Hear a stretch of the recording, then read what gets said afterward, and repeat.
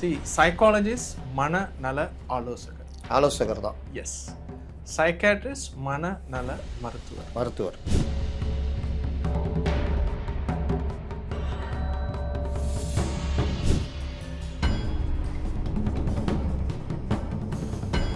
வளர்கிற வயசில் இளம் பருவம், அந்த டைமில் வர்ற கோபங்கள், வீட்டில் திடீர்னு அவனுடைய கேரக்டர் மாறி சண்டை போடுற மாதிரி மாறியிருப்பாங்க. இப்போ இந்த மாதிரி விஷயங்களை ஒரு சைக்காலஜிஸ்ட்டை போவாங்களா, சைக்கியாட்ரிஸ்ட்டை போவாங்க? கரெக்ட், சூப்பராக அழகான ஒரு கேள்வி சார். இது நிறைய பேர் இப்போவும் இந்த மாதிரி ஒரு ப்ராப்ளத்துக்கு யாரை ஃபிக்ஸ் பண்ணணும்னு தெரியாமல் இருப்பாங்க. ப்ரிடாமினெண்ட்டாக நம்ம ஊரில் நான் அதிகமாக பார்க்கக்கூடிய ஒரு பிரச்சனைகள் அப்படின்னு பார்த்தீங்கன்னா மன அழுத்தம் தான் சார். ரொம்ப அதிகமாக இருக்கக்கூடியது மன அழுத்தம். அது நீங்கள்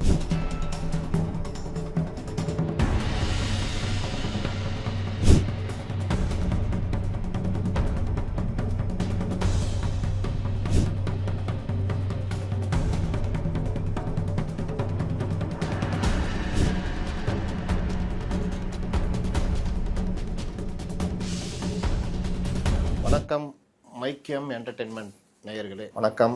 வணக்கம் சார். நீண்ட நாட்களுக்கு பிறகு ஒரு சந்திப்பு. கண்டிப்பாக.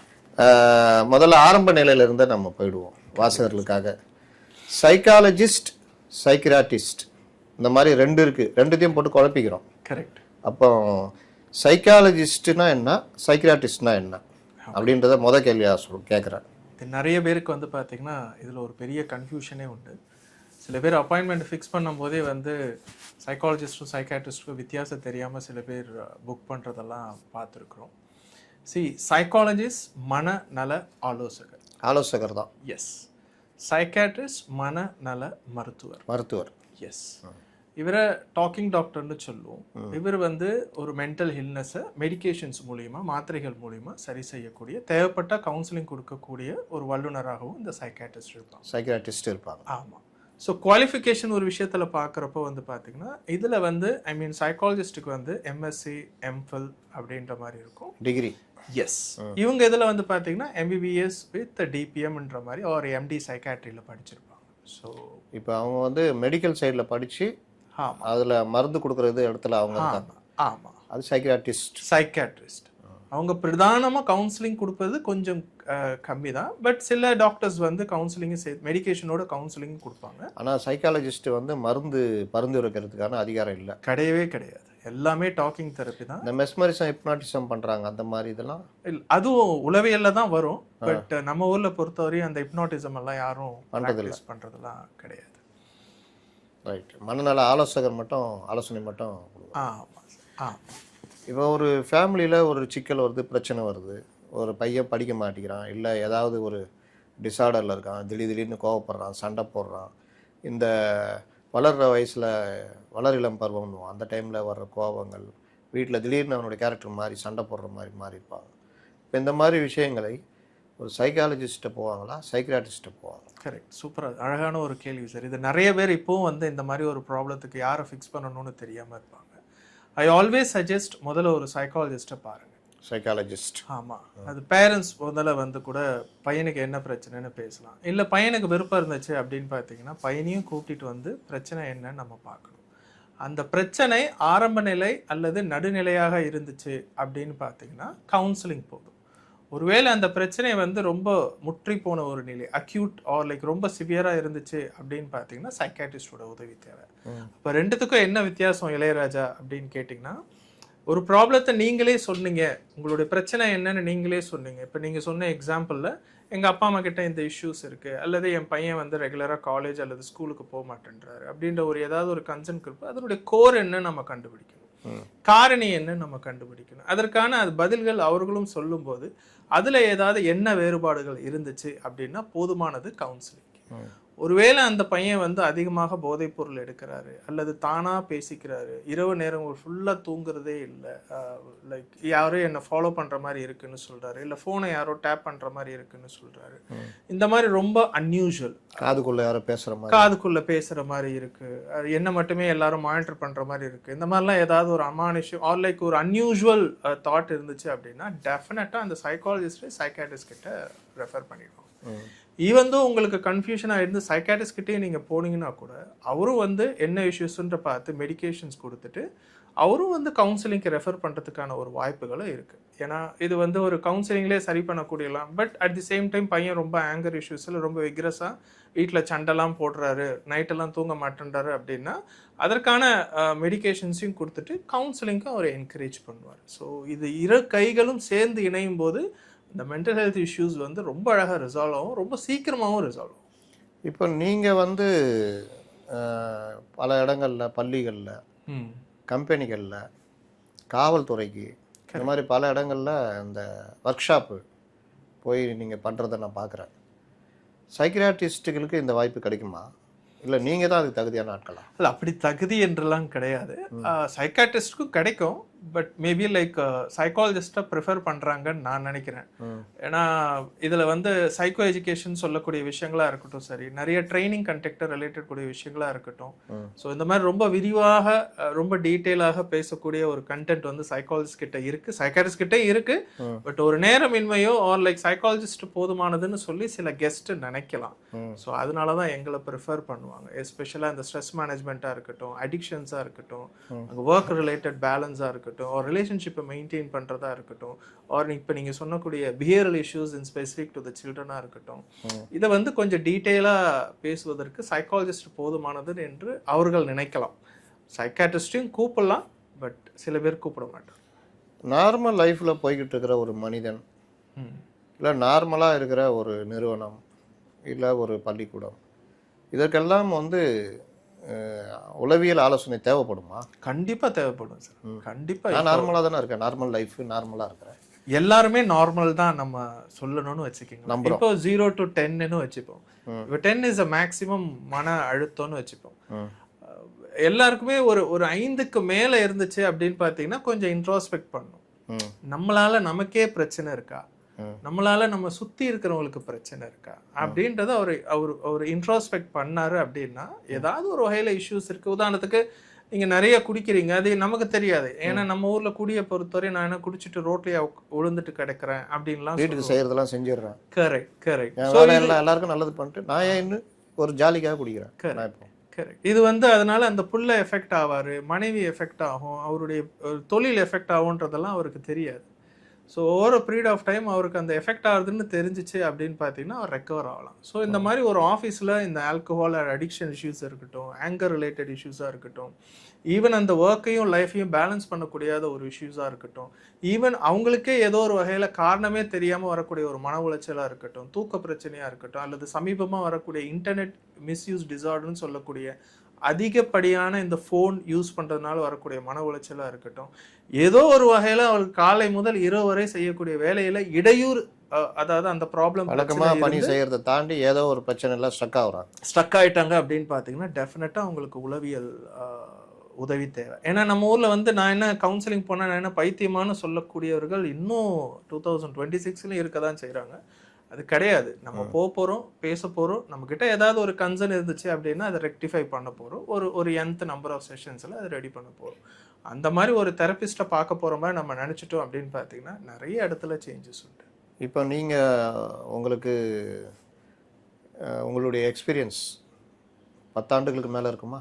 22 ஆண்டுகள். 22 ஆண்டுகள். உங்கள் வயசுக்கும் உங்கள் எக்ஸ்பீரியன்ஸுக்கும் என்னால் எனக்கு 2006 என்னுடைய கேரியர் ஆரம்பிச்சிங்க. அப்போ உங்களுடைய அந்த 2006 இருந்து 26 வரைக்கும் 20 ஆண்டுகளுக்கு மேலாக உளவியல் சார்ந்த விஷயங்களை பொதுமக்கள், நான் வந்த காலத்துலலாம் பெரும்பாலும் இது நீங்கள் சொன்ன மாதிரி நான் என்ன மனநலன் பாதிக்கப்பட்டோன்னா அப்படின்ற ஒரு அணுகுமுறை வர்றதுலையும், இன்றைக்கி இல்லை ஒரு சின்ன விஷயத்துக்கு கூட ஒரு யங்ஸ்டர் ஒரு கப்பல் வந்து நேராக எங்களுக்கு இது தேவைப்படுதுன்னு வர்ற இதுலேயும் முன்னேற்றம் இருக்குதா, இல்லை அதே இதில் மனநிலையில் தான் இருக்காங்க? நிறைய முன்னேற்றம் இருக்குது சார். எஸ்பெஷலி நீங்கள் இந்த நம்ம COVID-19 பேண்டமிக் அப்புறம்லாம் வந்து பார்த்தீங்கன்னா ஈவன் சைக்காலஜிஸ்ட் ஆர் கவுன்சிலர் விழிப்புணர்வு.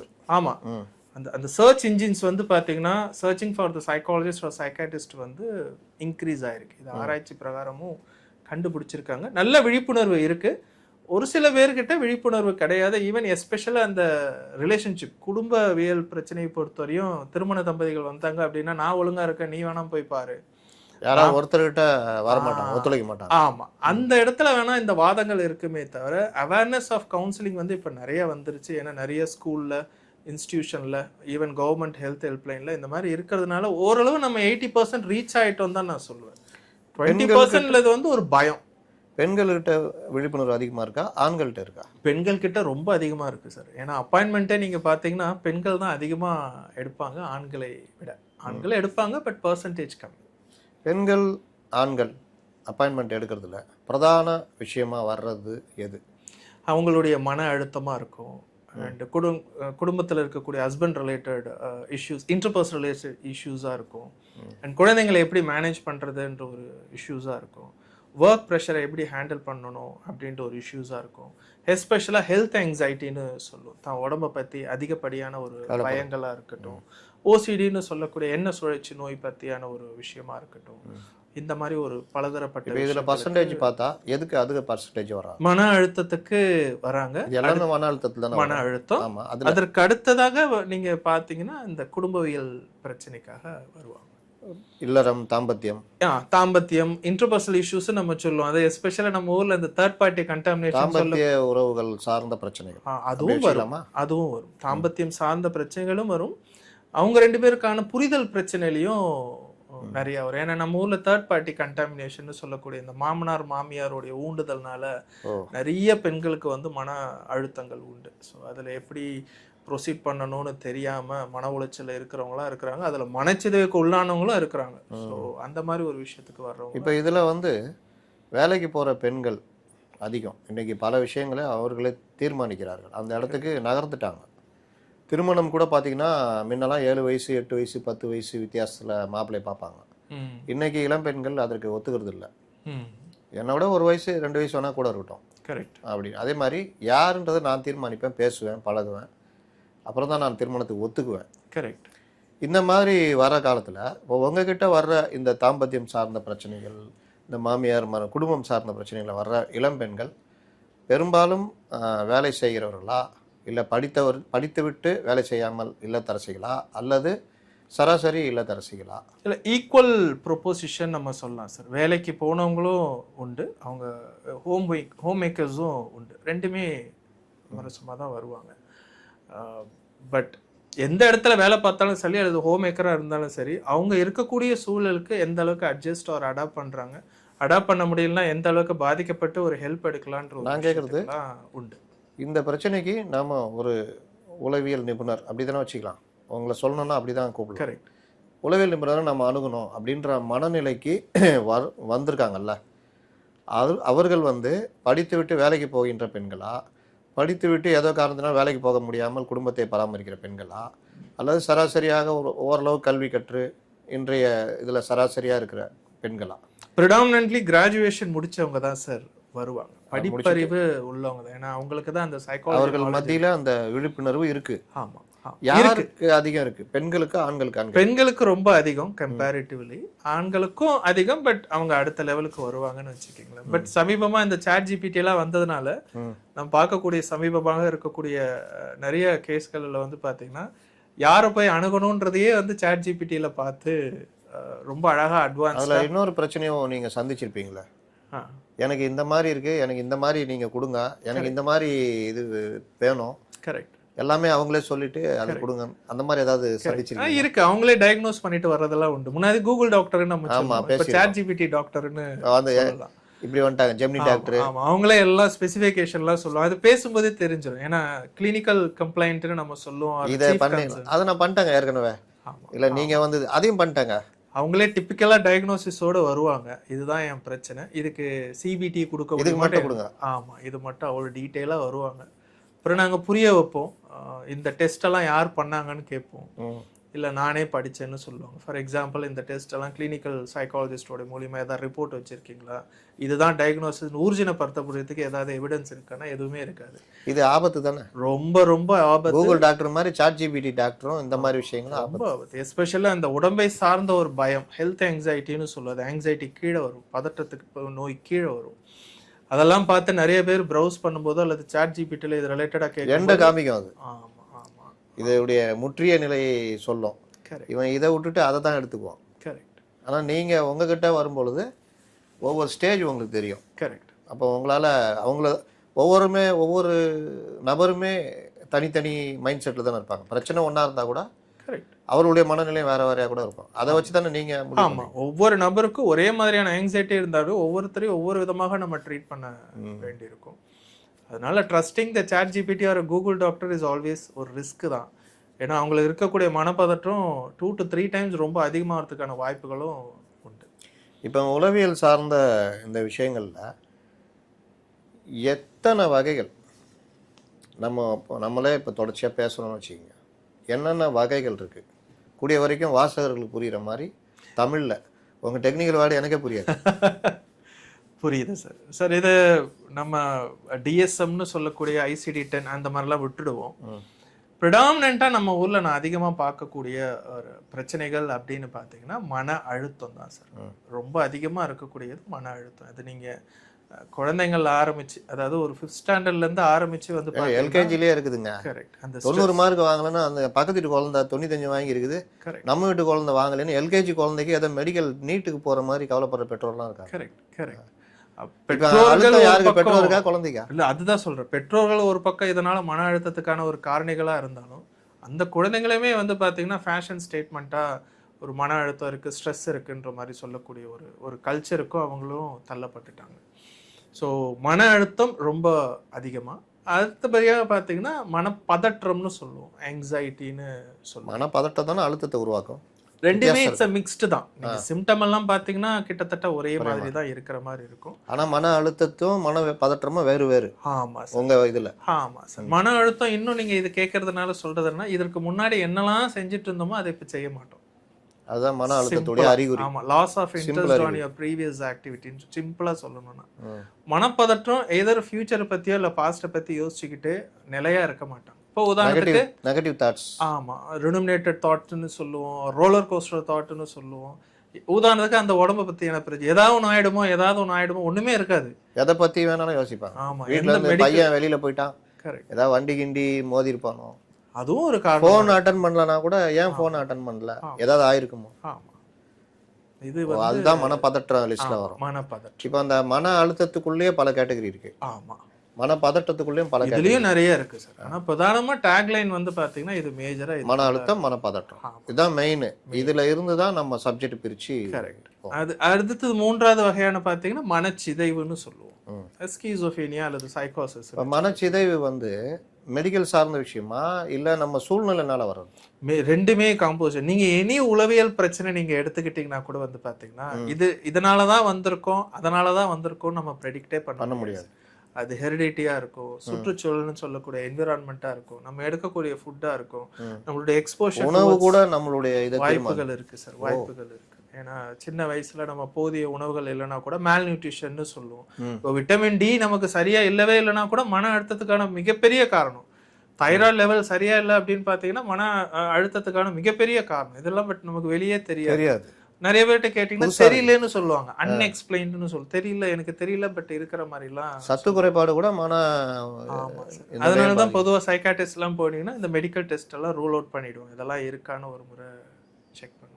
அப்போ நீங்கள் இன்னைக்கு பெரும்பாலும் நான் 30 வயசுலலாம் இப்போ இது நீரிழிவு, சுகர், சர்க்கரை வியாதி, பொதுவான வார்த்தை சொன்னால் சர்க்கரை வியாதி எல்லாருக்குமே இன்னைக்கு இருக்குது. இதற்கும் மன அழுத்தம், மனப்பதற்றம் இந்த மாதிரி விஷயங்கள் ஏதாவது ரிலேட் இருக்கா? மன அழுத்தம் வந்து சரியா கையாள தெரியவில்லை என்றால் பார்த்தீங்கன்னா நான் கம்யூனிகபிள் டிசீஸ்ன்னு சொல்லக்கூடிய இந்த நீரிழிவு அல்லது சர்க்கரை நோய் அல்லது பிபி வருவதற்கு அல்சர் கூட வரும் சார். அல்சர், பெப்டிக் அல்சர் இதெல்லாம் வருவதற்கு வாய்ப்பு இருக்கு. ஈவன் சடன் டெத் வருவதற்கான ஒரு வாய்ப்பு இருக்கு. ஈவன் ஸ்ட்ரோக்னு சொல்லக்கூடிய பக்கவாதங்கள், சீஜர் வருவதற்கான வாய்ப்பு. அது மன அழுத்தம் ஒரு காரணம். ஆமா, மன அழுத்தமும் ஒரு காரணம். லைஃப் ஸ்டைல் மாடிஃபிகேஷன் நம்ம சொல்லுவோம், அல்லது நம்மளுடைய வாழ்க்கை தரம். ஒபிஸா இருந்தோம் அல்லது தூக்கம் சரியா கிடையாது, நம்மளுடைய உடலை வந்து சரியா பேணி காக்கவில்லை என்றாலும் இந்த மாதிரியான பிரச்சனைகள் வருவதற்கான வாய்ப்பு இருக்கு. ஸோ இட்ஸ் மிக்ஸ்டு தான். காரணிகள் பொறுத்தவரை எல்லா இதுலையுமே ஒவ்வொரு டீஸ்பூன் எடுக்கிற மாதிரி தான் நம்ம எடுக்க வேண்டியிருக்கும். இதுதான் எக்ஸாக்டா கண்டுபிடிக்கிறது வந்து கஷ்டம். அதனாலதான் எங்க இதுல வந்து எப்பவுமே மேன்னு சொல்லுவாங்க. வில்லு மஸ்ட் எல்லாம் இதெல்லாம் வராது, மே தான். இதனால வந்திருக்கலாம், மேபி அதனால வந்து வந்துருச்சு. இதுக்கப்புறம் எப்படி ஒர்க் அவுட் பண்ணலான்னு சொல்றது தான் ஹியர் அண்ட் நவ்னு சொல்லுவோம். இப்போ இதுக்கப்புறம் என்ன பண்ணலான்ற மாதிரி யோசிச்சோன்னா டெஃபினட்டா எல்லாருமே. அப்போ ஒரு பிரச்சனை வந்தா இதெல்லாம் இருக்கலாம், வந்திருக்கலாம், சைக்கியாட்ரிஸ்ட்டை போனால் மெடிக்கல் டெஸ்ட்டு மற்ற விஷயங்கள், உங்கள்கிட்ட வந்து ஆலோசனைகள் மற்ற விஷயங்கள். 2 பேருமே சொல்கிறது அடுத்து என்ன பண்ணணும். எக்ஸாக்ட்லி, அது ஒரு வகை, அது ஒரு கெஸ்டால் தெரப்பின்னு நாங்கள் சொல்லுவோம். Walking for year and now. இதுக்கப்புறம் என்ன பண்ண முடியும், நம்ம பாடியில் இருக்கக்கூடிய அவேர்னஸ், ப்ரெசன்ட் சுச்சுவேஷன் அவேர்னஸ், இதை வச்சு அது ஒரு வைத்திய முறைன்னு வச்சுக்கோங்க. இப்போ மனப்பதற்றம், மன அழுத்தம், அதுக்கப்புறம் மனச்சிதைவு, 3 விஷயத்துக்கு முன்னாடி நான் ஒரு சின்ன கேள்வி கேட்டேன். நான் இந்த மாதிரி ஒரு மன அழுத்தம் ஏதோ ஒரு விஷயத்தில் பாதிக்கப்பட்டு உங்கள்கிட்ட வரேன், எவ்வளோ நாளைக்கு நான் உங்கள்கிட்ட வர்றது? எல்லாருமே ஆன் அப்பாயின்மெண்ட் காலை பொறுத்தவரையே இதை கேட்பாங்க sir. There is no one size fits all தெரப்பின்னு நாங்கள் சொல்லுவோம். ஒவ்வொரு நபரும் ஒவ்வொரு தெரப்பிக்கு ஒவ்வொரு மாதிரி ரியாக்ட் பண்ணுவாங்க சார். அந்த நம்பர் ஆஃப் செஷன் எல்லாருமே எங்கிட்ட கேட்கும்போது நான் சொல்றது, அது உங்களுடைய பிரச்சனையின் வீரியத்தை தான் பொறுத்து இருக்கு. 3 ஃபர்ஸ்ட் செஷன் விட்டுறணும். அது வந்து அவங்க பேசுறது, அழுவுறது, புரிஞ்சுக்கிறதுக்கு, அவங்க பிரச்சனை என்ன நம்ம கண்டுபிடிக்கிறது, தேவைப்பட்டுச்சுன்னா சைக்காட்ரிஸ்ட் கிட்ட ரெஃபர் பண்றது, அல்லது சைக்காலஜிக்கல் டெஸ்ட். ஆரம்ப நிலையிலேயே சில இதெல்லாம் சைக்காட்ரிஸ்ட் அனுப்பிச்சிருவீங்க. சில இது தானாவே பேச ஆரம்பிச்சிட்டாங்க அப்படின்னு பாத்தீங்கன்னா, திடீர்னு இந்த பக்கம் ஏசுநாதர் இருக்கிறாரு, இந்த பக்கம் அம்மன் என்கிட்ட பேசிட்டு இருக்கிறாங்கனாவே நேரா அங்க அனுப்பிச்சிருவீங்க. அவ்வளவுதான். அவங்க கிட்ட நம்ம பேசி பிரயோஜனம் கிடையாது. மருத்துவம் அவங்க கிட்ட நம்ம அவேர்னஸும் கொண்டு வர முடியாது, அல்லது உள்ளுணர்வும் கொண்டு வர முடியாது. ஸோ அட்டெண்டர் கிட்ட நம்ம எஜுகேட் பண்ணோம் அப்படின்னா சைக்காட்ரிஸ்ட் கிட்ட. இப்போ எப்படி கை உடைஞ்சிருச்சு அப்படின்னா ஆர்த்தோ டாக்டர் தான். கை உடையாத வரையும் பிசியோதெரபிஸ்ட். அதே பேட்டர்ன் தான் இருக்கும். ஸோ அந்த மாதிரி நம்ம அணுகணும். அந்த சிவியாரிட்டிக்கு ஏற்ற மாதிரி செஷன் போகும் சார். 3 செஷன்லேயே ரெக்கவர் ஆனவங்க இருக்கிறாங்க, 5 செஷன்லேயே ரெக்கவர் ஆனவங்க இருக்கிறாங்க, 20 செஷன் வரையும் அழகாக ஃபாலோ அப் வந்து தன்னுடைய பிரச்சனையை அழகாக மெயின்டைன் பண்ணுறவங்களும் இருக்கிறாங்க. இன்னொன்று எல்லாருக்கும் ஒரு பயம் என்னென்னா, ஏகப்பட்ட நம்ம செலவு பண்ணுறோம், இந்த மாதிரி செஷன் போனோம்னா செலவுக்காகவே செஷன் இழுப்பாங்களோ, இல்லை செலவு அதிகமாகுமோ, அந்த ஒரு பயம். ரொம்ப அழகான ஒரு கேள்வி சார். நான் நிறைய பேருக்கு நான் புரிய வைப்பேன் சார். இப்போ நீங்கள் சாதாரண ஒரு பொது மருத்துவரை பார்த்தீங்கன்னாலும் ஒரு 3 நிமிஷத்துலேருந்து 5 நிமிஷம் எவ்வளோ சார்ஜ் பண்ணுவாங்க? 300 500 வரைக்கும். 300 × 1 மணி நேரம் எவ்வளோன்னு போட்டு பார்த்துக்குங்க. அதை பார்க்குறப்போ சைக்காலஜிஸ்ட் ஆர் சைக்காட்ரிஸ்டோட ஃபீஸ் எல்லாம் பார்த்தீங்கன்னா, சைக்காலஜிஸ்டோட ஃபீஸ் 1 மணி நேரம் தான் சார்ஜஸ் அதெல்லாமே. ஸோ அது வந்து பார்த்தீங்கன்னா அவ்வளோ பெரிய ஒரு டிஃப்ரென்ஸோ ஆர் லைக் வராது. ரெண்டாவது மோரோவர் இதில் எக்ஸ்பீரியன்ஸ்னு ஒன்று இருக்குது. எந்த அளவுக்கு ட்ரீட்மெண்ட்டை வந்து எவ்வளோ சீக்கிரம் முடிக்கிறாங்க, அந்த அதையும் விஷயத்தை பொறுத்து இருக்கு. மோரோவர் ஒருத்தங்க அவங்களுடைய குறைகளை சொல்றாங்க அப்படின்னா, இது யாருமே சொல்லப்படாத ஒரு உண்மைன்னு கூட நான் சொல்லுவேன். ஒரு சைக்காலஜிஸ்டுக்கு அது பெரிய ஒரு ட்ராமா வரும். ட்ராமசைசேஷன் நாங்க சொல்லுவோம். குறைகளே கேட்டுருந்தா எவ்வளோ கதைகளை கேட்போம். யாரும் எங்ககிட்ட வர்றவங்க சந்தோஷமானவங்களும் வரமாட்டாங்க, சோகமானவங்களும் வருவாங்க. அவங்களுடைய மனக்கழிவு விட்டு போயிடுவாங்க. கரெக்ட், அவங்களுடைய மனக்கழிவுகளை முழுசா எங்க மேல. பாக்யராஜ் படம் RRR ஒரு படம், அது ஒரு மனநல மருத்துவர் ஹாஸ்பிட்டலில் நடக்கிற மாதிரி எடுத்திருப்பாங்க. அதில் ஒரு மருத்துவர் வர்றப்பெல்லாம் வருத்தப்பட்டுனா இருப்பார், ஓ பாவம் நான் என்ன பண்ணுவேன் நான், அப்படி இப்படிட்டு போயிட்டே இருப்பார். ஒரு கேரக்டரே வச்சிருப்பார் பாக்யராஜ். அந்த மாதிரி அவங்க பாரத்தை அவங்க மேலே ஏற்றிட்டு போயிடுவோம். ஆமாம் ஆமாம், அது நம்ம ப்ரொஃபஷ்னலாக நாங்களும் அதை ஹேண்டில் பண்ணோம், நாங்களும் அதை பர்சனலாக கேரி பண்ணக்கூடாது. ட்ரைனிங் ஒரு பக்கம் எடுத்துக்கிட்டே இருக்கணும். நிறைய உங்களுக்கும் ட்ரைனிங் இருக்கு. எங்களுக்கும் நாங்களும் அப்பப்போ ப்ரொஃபஷனல் சூப்பர்விஷன் சொல்லுவோம். எங்களுக்குன்னு ஒரு சீஃப் சைக்காலஜிஸ்ட், அவங்க கிட்ட கன்சர்ன் சில விஷயங்கள் இது பண்ணணும். எங்களுடைய தூக்கம் ஒழுங்கா இருக்கணும், எங்களுடைய சாப்பாடு ஒழுங்கா இருக்கணும், எங்களுடைய உடற்பயிற்சி கரெக்டா இருக்கணும், ஒவ்வொரு செஷனுக்கான பிரேக் இருக்கணும். இதெல்லாம் இருந்தாதான் இந்த ஃபீல்ட்ல இருக்க முடியும். நீங்களே தேடி பார்த்தா கூட நீங்க இருக்கிற ஊர்ல சைக்காலஜிஸ்ட், அதாவது அதே ப்ரொஃபஷனை செய்யறவங்க 2 பேர் 3 பேர் தான் இருப்பாங்க. இதையும் ஒரு தொழிலா பண்றவங்க நிறைய பேர் இருப்பாங்கன்னு வச்சுக்கோங்க. இதையே ப்ரொஃபஷனா பண்றவங்க 2 பேர் 3 பேர் தான் இருப்பாங்க. ரொம்ப கம்மி, ரொம்ப கம்மி. ஏன்னா அது கஷ்டம். இந்த ஃபீல்ட்ல வந்து டிகிரியில சைக்காலஜின்னு படிக்கிறாங்களே, அது இதை தான் சொல்லி தருதா? இதையும் சொல்லி பிஎஸ்சி சைக்காலஜி, எம்எஸ்சி சைக்காலஜி, இதையும் சொல்லி தரோம். அவர்கள் வந்து ஒரு சைக்காலஜிஸ்டா மாற முடியுமா, இல்லை எப்படி? அது குவாலிஃபிகேஷனே பிஎஸ்சி எம்எஸ்சி எம்ஃபில் சைக்காலஜி தானே சார். அதுதான். ஆமா, அது படிக்கிறவங்க தான் சைக்காலஜிஸ்டா மாற முடியும். இதுல ஸ்பெஷலைசேஷன் கிளினிக்கல் சைக்காலஜி இருக்கு, ரீஹாபிலிட்டேஷன் சைக்காலஜிஸ்ட்னு இருக்கு. மேஜரா கவுன்சிலிங் சைக்காலஜிஸ்டுக்கு எம்எஸ்சி எம்ஃபிலே போதுமானது. கிளினிக்கல் சைக்காலஜிஸ்டுக்கு பொறுத்தவரையும் எம்ஃபில்ல பொறுத்தவரையும் ஆசிய ரெஜிஸ்டர்ட் இன்ஸ்டிடியூஷன்ல அவங்க படிப்பாங்க. தே ஆர் எக்ஸ்பர்ட் ஆன் டெஸ்டிங்ல இருப்பாங்க. அதுக்கப்புறம் கவுன்சிலிங்ல வரும். இப்போ இந்த கவுன்சிலிங் சைக்காலஜிஸ்ட் மேஜர்லி ஆன தெரப்பி ஆஸ்பெக்ட்ஸ்ல இருப்பாங்க. சட்டம் சார்ந்த காவல்துறை, குற்றவாளிகள், இந்த மாதிரி விஷயங்களை உங்களுடைய உதவியை பயன்படுத்துவாங்களா? தாராளமா பயன்படுத்துவாங்க சார். சில அந்த மாதிரி நீங்க ஆலோசனை, மெரிட்டல் இஷ்யூஸ் எல்லாம் வரும்போது ரெஃபர் பண்ற சில விஷயங்கள்லாம் தமிழ்ல சொன்னீங்கன்னா ஈஸியா இருக்கும். இப்போ திருமண பிரச்சனை எல்லாம் வந்து போலீஸ் ஸ்டேஷன்ல போறப்போ சில இன்ஸ்பெக்டர்ஸ் வந்து ஓகே இதை கவுன்சிலிங் பண்ணா கரெக்டா இருக்கும் அப்படின்னு சொல்லி பரிந்துரைக்கிறவங்களாம் உண்டு. எங்கேயோ ஒரு இடத்துல நான் முன்னாடி எங்கேயாவது ட்ரைனிங் எடுத்திருப்பேன். ஸோ அவங்களோ அவங்களை சார்ந்த உறவினர்களோ அவங்க பார்த்த ஒரு ஒரு ஒரு கிளைண்ட்டை வந்து ரெஃபர் பண்ணுறவங்களா இருக்காங்க. சரி, இப்போ வந்து மனப்பதற்றம், மன அழுத்தம், சிதைவு, வேற அதுக்கப்புறம் போதை. போதையினால் உண்டாகும் பிரச்சனைகள், ஆமா, போதை அதுலயும் மனச்சிதைவுலாம் உருவாகும். தாராளமா. பதற்றம், அழுத்தம் எல்லா அளவும் அதுல வந்துடும். ஆமா ஆமா, ஏன்னா அவனால மற்றவங்களுக்கும் வந்துடும். கரெக்ட். ட்ரக் இன்டியூஸ்டு சைக்கோசிஸ், குடும்ப வன்முறை. ஆமா, ஏன்னா அதை எடுக்க எடுக்க எடுக்க இப்போ நான் பேசுகிறேன், நீங்கள் கேட்குறீங்கன்னா இந்த ஏரியா மேஜர்லி இந்த முன்பகுதி வேலை செய்யும்னு சொல்லுவோம். அது எல்லாமே நாட்கள் நகர நகர நகர வேலை செய்யாது.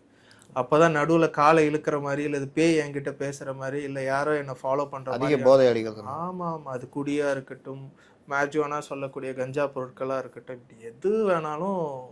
நம்ம பேசுறதுல ஒரு சப்ஜெக்ட் மது போதைக்கும் கஞ்சா போதைக்கும் உள்ள வித்தியாசம், மனுஷனை எப்படி பண்ணுதுன்றதையும் நம்ம பிற்பாடு பேசுவோம். கண்டிப்பா. இப்போ இது போதை. அப்புறம் இப்போ ரீசெண்டாக வரக்கூடியது பார்த்தீங்கன்னா இன்டர்நெட் மிஸ்யூஸ் டிசார்டர்னு சொல்ற மாதிரி ரீல்ஸ் டிசார்டர் படியான. ரொம்ப அழகா நான் ஒரு ஒரு ஜிம்ல நான் பார்த்தேன்னு வச்சுக்கோங்களேன், இந்த ரிலாக்ஸ் பண்ற இடத்துல கூட எல்லாருடைய தலையும் கொக்கு மாதிரி தான் சாஞ்சிருக்கு.